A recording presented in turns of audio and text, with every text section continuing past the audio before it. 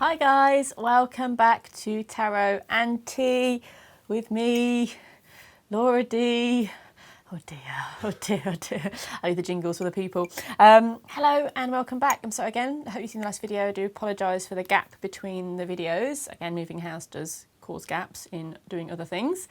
But I'm back with more tea, and I have, because I've moved to Glastonbury, I have an awesome cup of tea. My good friend Linda Ravenscroft has got a wonderful shop in Glastonbury, the Mystic Gardens. So do go and say hello to her when you are passing through. She made this great cat mug with a extreme close-up. We'll get a photo of it. And it says, "Chill out, cat, you're in Glastonbury." So, hey, chill out, cat, we're in Glastonbury tea. I think I'm on the Yorkshire again. I think I'm usually on Yorkshire tea. Yeah. I will experiment with other teas, but I'm kind of in that homely, let's have a nice cup of Yorkshire tea mode. So, I'm ready to go. Thanks all for watching the other videos, and thank you for your comments. And we're going to be doing a Q&A, as it were, a tarot Q&A quite shortly. So, today will be the first day we really get in a little bit more depth with the cards. And what I want to look at today is, well, when I first started learning the cards, I was like, how on earth am I going to learn all 78 cards? Seriously. It's a lot of cards, a lot of meanings. So what was really effective for me was breaking them down, and it's quite easy to break them down into bite-sized chunks, and to capture the energy behind the suits of cards, and to get a system working in your head about them, so that when you see them, you don't go, what does this mean? You can really start looking into the symbols you see and the energy of the card. Of course, what's awesome as well when you do readings is if your own intuition kicks in, and you don't need to know what it means, you just go straight into it.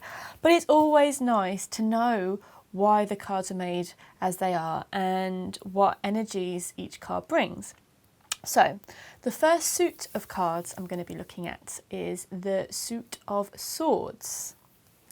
So I'm using the Thoth deck mainly again, and the suit of swords, I'll be using other decks as well to compare and contrast, but the suit of swords for me, and in the Crowley deck, represents air. As I've mentioned before, in some decks or some chain of thought, people relate swords to fire, and that's easy to understand why, because a sword is forged in fire. And swords being objects of using our will and fighting at times and all these kind of sort of things, of course you can see why a sword would be attributed to fire as well. But for the purpose of the tarot and for the purpose of how I work, I attribute swords to air.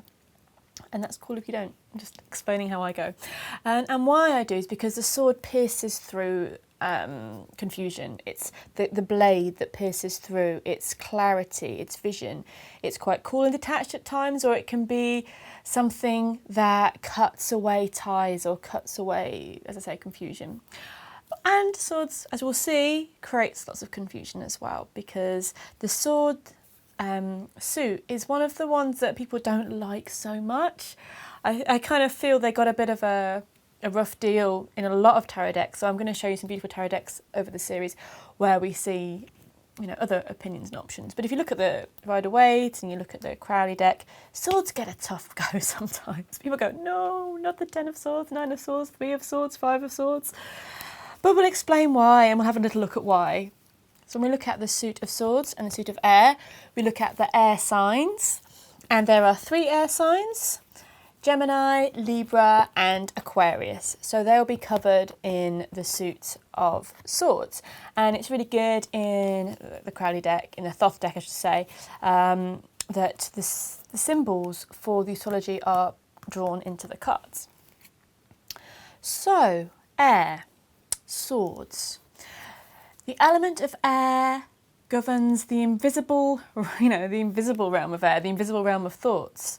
So it's a hard one to draw, it's a hard one to show, but it's a really nice one to visualise. If you visualise a breeze, a storm, a gale, a gentle refreshing breath of air, the fact that without air we wouldn't be alive. So it's a very essential part of our being.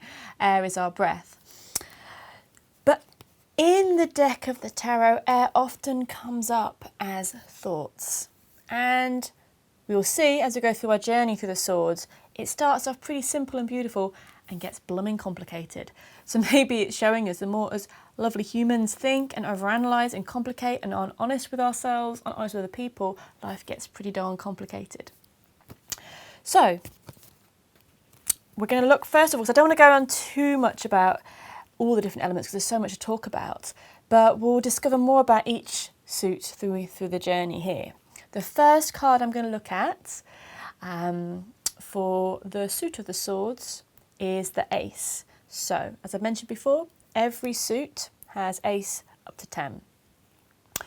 Ace of swords. Ace is the pure energy of the suit, not contaminated by anything. Like it had just come down from the heavens. I start with air because air's related to the east. It's related to, in Wiccan and paganism, I know in other beliefs it's different. It's related to the sunrise, the new dawn. And on the Ace of Swords, we've got this beautiful sun rising there behind the sword. Clarity, vision, the start of a new day, a new dawn. What I love about the Ace of Swords is you've got the clouds there the clouds of confusion being parted and pierced by a beautiful sword bringing clarity. And the sword there is piercing through this crown also, bringing more clarity. That could be the crown chakra.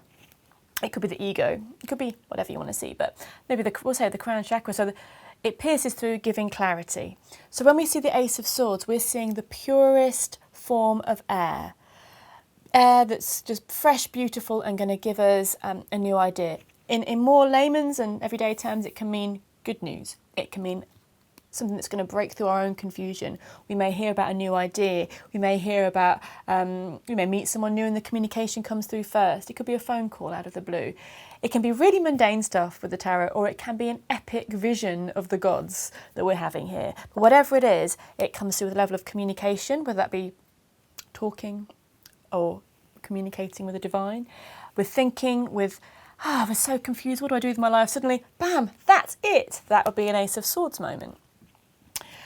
We move from the Ace, which is number 1, to number 2. Now, 2s are duality. 2s are polarity. They're balance and they are the harmony between two things and the disharmony between two things as well.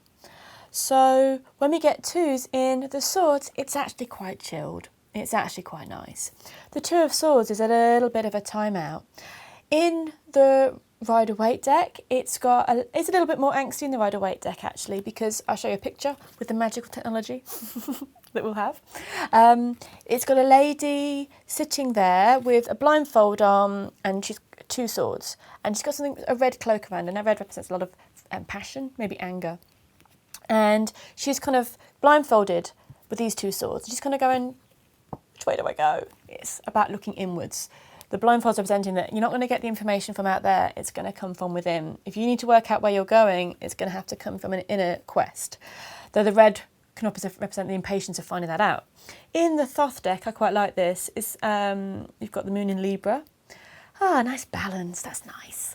And the moon in Libra is a cool place for the moon to be. You can be a bit indecisive in this phase, but it's actually finding inner peace, inner harmony and inner balance. I love the fact here on this deck we've got the 2 swords, again more piercing going on, piercing the lotus, but it's looking quite harmonic, it's looking quite, this is a place of balance and a place of inner peace. So it's about finding the inner peace within yourself. Maybe if this comes up in a reading, in a decision-making question, is take a bit of time out, work out where you want to go. It's maybe not about asking lots of questions to other people. It can be finding the inner peace, inner balance within yourself. So 2 is a lot about harmony, about balance, polarity, duality. And 3, I'm just going to do 3 for now, I think. So I want to compare the decks. I don't want to overwhelm you with words. 3 is where things start to go a little bit wrong. Everyone not to like getting this card. There's a famous image with 3 of swords and other decks with a heart pierced by 3 swords. I'm saying pierced quite a lot in this section. But 3 is quite a nice number, really. I love 3. 3 is creativity, it's beauty, it's about growth. But with the swords, it shows when balance has something else brought into it, we get a little bit of imbalance. Now, the classic case of what comes up with the 3 of Swords is a love triangle, is 3 people that have, that's often comes up in a reading. That doesn't have to be it, but it really can become this, because you've got Libra there, there's a Libra symbol at the bottom, and you've got Saturn at the top. And Saturn brings some restrictions in. Libra, Venus, you know, the restrictions of your Venusian ways. But yeah, it's a passing thing usually. The Three of Swords is a realisation that things weren't as we thought they were. The Three of Swords can be about discovering a third energy around something. 3 is usually beautiful, but in this deck, you're shown the restrictions of growth. You're shown that too many cooks have indeed spoilt the sword's broth. And we can see in the image, it's just not particularly cheerful, is it really? Broken bits of glass, shards. It can be really an emotional pain. It can be when you're really upset about something that it wasn't as you thought it was. Thankfully with this, and depending on how a reading is, it's a passing phase, as all things are. You know, life isn't always simple. Things happen. And the Three of Swords is a card that, even though we don't love to see, it represents finding out the truth and being able to find healing because of that. So what I also want to do before I go, I am going to go through the rest of the cards, and in the next show, I just don't want to overwhelm you. I'll show you a brief look at a different deck of cards, which I've just recently got and I really am falling in love with, and they're called the Animal Wisdom Tarot. They're illustrated by Ola Leola, and it's written by Dawn Brunk. Hopefully I pronounced it right. And because the swords gets a real tough deal sometimes, what I love here is that in the Animal Wisdom Tarot, they use feathers, they use birdies instead of swords. How awesome is that? Now that's very shamanic and a beautiful totem aspect way of looking at the element of air. So you've got the Ace of Feathers, there's a stork, you've got the Two of Feathers, I love this, the heron, the beautiful, beautiful heron. And you've got the Three of Feathers there, the grosbeak. Again, it's showing you the necessary dealing with things not being as you thought they were. So it's a beautiful element there, and something for you to think about, that air isn't just swords, because swords is very harsh, and I've said piercing a lot because swords are very harsh. But look at birds, look at feathers, look at the winged kingdom as well, and other ways that you'd think of air and other aspects of air to get a greater understanding of the sword suit. Now we're back soon with more of the sword suit. We're going to do maybe 4 to 7 or 8, maybe we'll finish off the numbers, we'll see how much I gabble on. But thank you so much for watching. If you have any questions about the sword suit, do let me know, and I'll drink some tea and see you next time.